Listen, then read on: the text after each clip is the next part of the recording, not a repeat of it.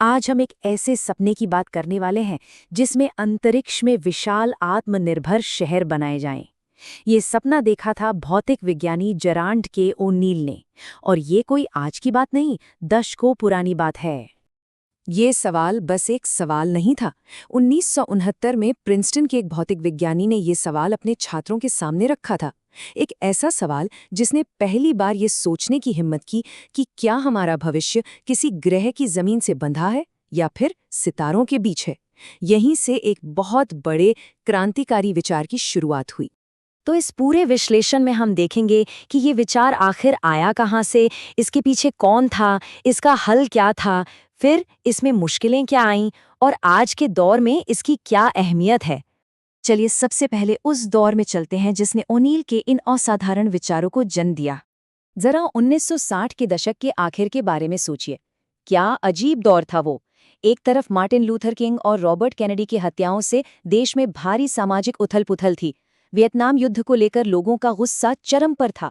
और फिर दूसरी तरफ अपोलो 11 चांद पर उतरता है और विज्ञान की ताकत का एक जबरदस्त नज़ारा दुनिया के सामने आता है। तो ऐसे माहौल में जो साइंस और इंजीनियरिंग के छात्र थे वो अपने भविष्य को लेकर काफ़ी परेशान और कंफ्यूज्ड थे।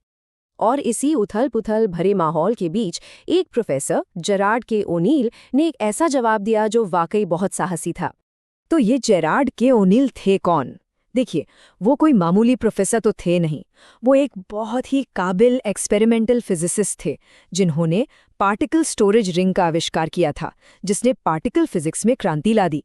और उनका एक और सपना भी था, नासा के एस्ट्रोनॉट बनना, जिससे वो बस जरा से अंतर से चूक गए थे। उनके साथ काम करने वाले लोग उनकी बहुत इज्जत करते थे। अंतरिक्ष यात्री कैथरीन डी सुलिवन ने कहा था कि उनमें कमाल की दूरदृष्टि, हिम्मत और बुद्धिमानी थी, और ऐसी शख्सियतें दुनिया में कम ही होती हैं। ये बात उनके कद को और बढ़ा देती है। और बात सिर्फ उनके तेज दिमाग की नहीं थी। रिचर्ड जे पिंटो जैसे उनके सहयोगियों ने बताया कि ओ'नील सिर्फ एक ब्रिलियंट साइंटिस्ट ही नहीं थे, बल्कि वो निष्पक्षता और बराबरी जैसे मूल्यों को भी बहुत मानते थे। और आपको पता है ये इतना बड़ा आइडिया शुरू कैसे हुआ? एक मजाक से। जी हाँ, बिल्कुल।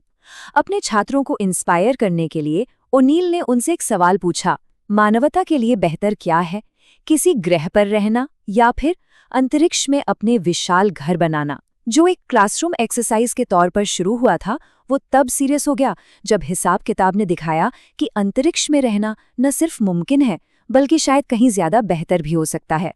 तो आखिर ये समाधान दिखता कैसा था? कैसा था उनका ये सपना? इसका पूरा ब्यौरा हमें उनकी अवार्ड विनिंग किताब द हाई फ्रंटियर में मिलता है। उनकी सबसे बड़ी, सबसे महत्वाकांक्षी डिज़ाइन थी आइलैंड 3। अब जरा कल्पना करने की कोशिश कीजिए, दो बहुत बड़े सिलेंडर, हर एक लगभग 32 किलोमीटर लंबा और 6.5 किलोमीटर चौड़ा, और ये दोनों एक दूसरे के उल्टी दिशा में घूम रहे हैं ताकि अंतरिक्ष में अपनी जगह पर स्थिर रहें। मतलब इसका स्केल ही इतना बड़ा है कि यकीन करना मुश्किल है।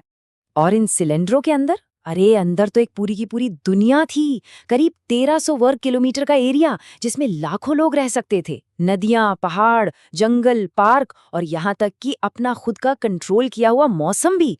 ये सिर्फ कोई स्पेस स्टेशन नहीं था, ये तो जैसे स्वर्ग का एक टुकड़ा था जिसे अंतरिक्ष में बनाया जाना था। अब एक सवाल मन में आता है, क्या वहां लोग हवा में तैरते रहेंगे? नहीं, इसका जवाब था आर्टिफिशियल ग्रेविटी। सिलेंडर के घूमने से एक सेंट्रीफ्यूगल फोर्स पैदा होता जो अंदर रहने वालों को सतह की तरफ धकेलता, ठीक वैसे ही जैसे पृथ्वी की ग्रेविटी हमें जमीन से जोड़े रखती है। और ये हिसाब किताब कितना सटीक था, इसका अंदाजा इसी बात से लगाइए कि पृथ्वी जैसी ग्रेविटी बनाने के लिए इन विशाल सिलेंडरों को 1 घंटे में सिर्फ 28 बार घूमना पड़ता। मतलब इतनी धीमी रफ्तार से कि अंदर रहने वालों को चक्कर आने का तो सवाल ही पैदा नहीं होता। तो भाई, अगर ये आइडिया इतना जबरदस्त था, साइंस भी इसके साथ थी, तो आज हम और आप इन स्पेस शहरों में क्यों नहीं रह रहे? कहाँ गड़बड़ हुई? उनके जो समर्थक थे, जो L5 सोसाइटी थी, उनका तो नारा था L5 by 95।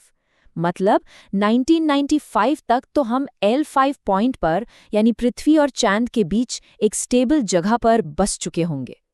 लेकिन हकीकत तो हम सब जानते हैं। आज तक सिर्फ कुछ 100 एस्ट्रोनॉट्स ही इंटरनेशनल स्पेस स्टेशन तक गए हैं। सपने और हकीकत में बहुत बड़ा फासला रह गया। तो इस सपने के सच ना होने के पीछे असल में 3 बड़ी वजहें थीं। पहली, अंतरिक्ष में कोई भी सामान भेजने का बेहिसाब खर्च। दूसरी, घूमते हुए सिलेंडरों पर पड़ने वाला जबरदस्त स्ट्रक्चरल स्ट्रेस। और तीसरी, इसे बनाने के लिए ऐसी एडवांस्ड मटेरियल्स की जरूरत जो उस वक्त आसानी से नहीं मिलते थे। इस बात को ओनील के ही एक साथी, महान भौतिक विज्ञानी फ्रीमैन डाइसन ने बड़े साफ शब्दों में कहा था। उन्होंने कहा कि ओनील का सपना तभी सच हो सकता है जब जमीन से अंतरिक्ष में सामान ले जाने का खर्चा बहुत बहुत ज्यादा कम हो जाए। यही सबसे बड़ी रुकावट थी। और सिर्फ पैसा ही नहीं, एक बहुत बड़ी इंजीनियरिंग की चुनौती भी थी। सोचिए, इन सिलेंडरों को लगातार घूमना था। इससे जो तनाव पैदा होता उसे झेलना मामूली स्टील के बस की बात नहीं थी। इसके लिए कार्बन फाइबर कॉम्पोजिट जैसे बहुत मजबूत मटेरियल्स की जरूरत थी, जो उस जमाने में इतने एडवांस नहीं थे। लेकिन कहानी यहाँ खत्म नहीं होती है। भले ही वो ओनील सिलेंडर कभी बन नहीं पाए, पर उनका वो सपना आज भी जिंदा है, और शायद आज पहले से कहीं ज्यादा जरूरी भी है। देखिए, ओनील ने 1977 में स्पेस स्टडीज इंस्टीट्यूट बनाया, जो आज भी उनके काम को आगे बढ़ा रहा है। उनकी किताब द हाई फ्रंटियर ने जेफ बेजोस जैसे आज के बड़े-बड़े स्पेस एंटरप्रेन्योर्स की पूरी एक पीढ़ी को प्रेरणा दी। अफसोस की बात है कि 1992 में ल्यूकीमिया की वजह से उनका निधन हो गया। और उनकी कहानी का जो आखिरी अध्याय है, वो दिल को छू जाता है। 1997 में उनके गुजरने के 5 साल बाद उनकी राख का एक छोटा सा सैंपल सेलेस्टिस फाउंडर्स फ्लाइट पर पृथ्वी के ऑर्बिट में लॉन्च किया गया। जिस हाई फ्रंटियर का उन्होंने पूरी जिंदगी सपना देखा था, आखिरकार वो खुद वहां पहुंच गए। तो आखिर में हम इसी सवाल पर आकर रुकते हैं। क्या ओनील का सपना बस एक भूली बिसरी कल्पना है, या फिर ये हमारी मानवता के भविष्य की एक झलक है जिसका पूरा होना अभी बाकी है? और अब जब प्राइवेट कंपनियां लॉन्च का खर्चा लगातार कम कर रही हैं, तो क्या हम आखिरकार उस हाई फ्रंटियर तक पहुंचने की दहलीज पर खड़े हैं?